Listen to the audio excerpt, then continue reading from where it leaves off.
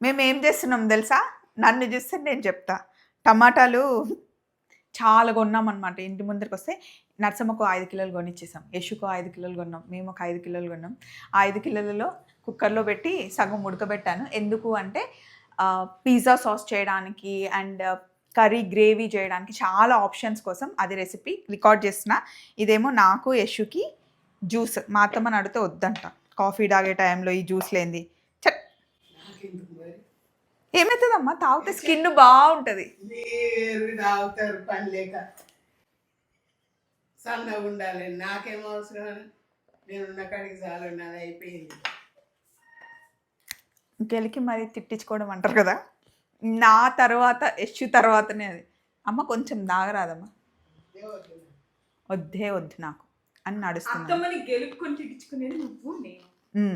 And టమాటాలు cheap ఉన్నప్పుడు మేము జ్యూసులు చేసుకోము.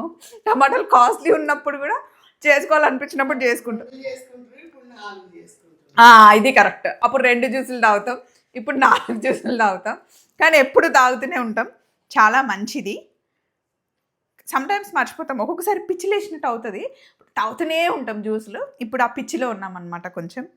సో అది టమాటా జ్యూస్ రెడీ అయిపోయింది, తాగేస్తున్నాం.